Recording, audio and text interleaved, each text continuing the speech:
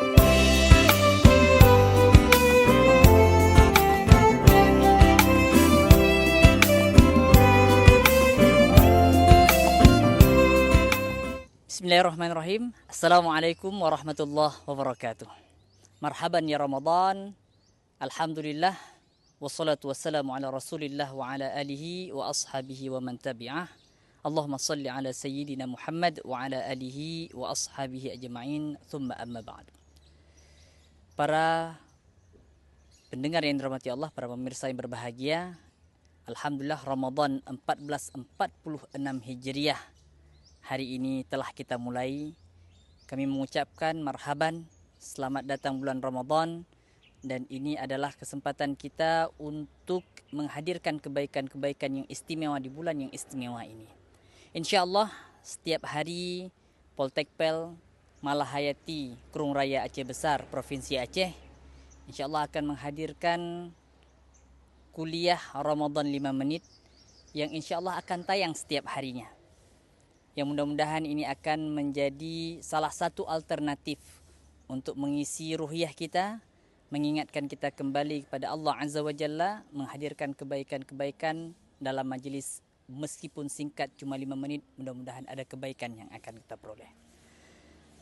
Para pendengar kurma yang dirahmati Allah, para penyimak kurma yang dirahmati Allah, Ramadan hari ini sudah kita lalui. Mudah-mudahan Allah Subhanahu wa taala memberikan kita kesehatan.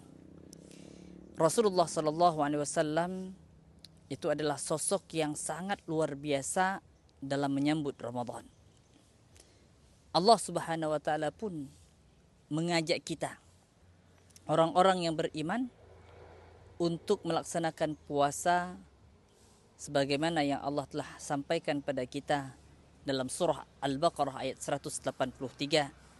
Ya ayyuhalladzina amanu kutiba alaikumus shiyam kama kutiba alal ladzina min qablikum la'allakum tattaqun. Wahai orang-orang yang beriman, diwajibkan padamu berpuasa sebagaimana diwajibkan atas orang-orang sebelum kamu agar kamu bertakwa. Ma'asyiral muslimin rahimakumullah.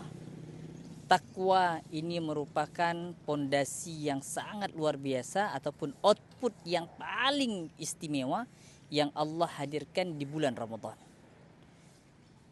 Goal yang ingin Allah sampaikan pada kita adalah bagaimana orang-orang yang beriman ini menjadi derajatnya naik menjadi derajat bertakwa.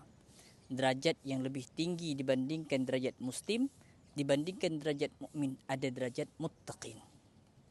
Orang-orang yang bertakwa adalah orang-orang yang mengerjakan semua yang Allah perintahkan dan meninggalkan semua yang Allah larang.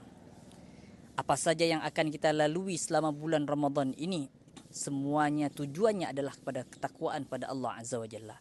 Lapar kita, dahaga kita, lelah kita, penat kita, semuanya kita serahkan pada Allah Azza wa Jalla, agar mudah-mudahan Allah Subhanahu wa taala menjadikan kita sebagaimana kepompong, sebagaimana ular yang kemudian ia berpuasa, mereka tidak makan, tidak minum, kemudian keluar dengan kulit yang cantik, dengan rupa yang lebih indah, rupa yang lebih menawan. Itu yang Allah harapkan dari kita di bulan Ramadan. Penat kita, lelah kita, bersusah payah kita menahan lapar dan dahaga di bulan Ramadan, Allah ingin kita menjadi insan yang lebih baik lagi ketika di luar bulan Ramadan. Dan apapun yang kita kerjakan di bulan Ramadan, Allah lipat gandakan pahalanya. Pahala yang sunnah dijadikan pahala yang wajib. Pahala wajib Allah lipat gandakan berkali-kali lipat sebagaimana keikhlasan orang yang mengerjakannya. Maka ya ayyuhalladzina amanu kutiba alaikumus shiyam kama kutiba alal ladzina min qablikum la'allakum tattaqun.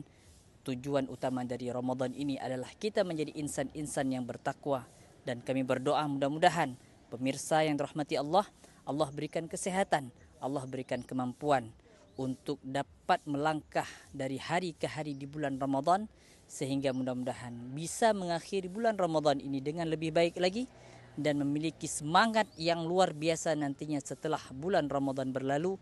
Dan mudah-mudahan sebagaimana Allah memberikan kesempatan kita untuk menghadapi bulan Ramadan tahun ini.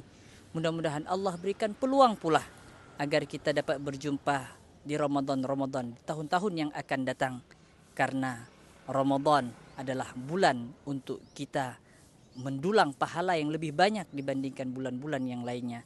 Dan mudah-mudahan Allah Subhanahu wa taala menutup usia kita dengan ketaatan demi ketaatan kepadanya.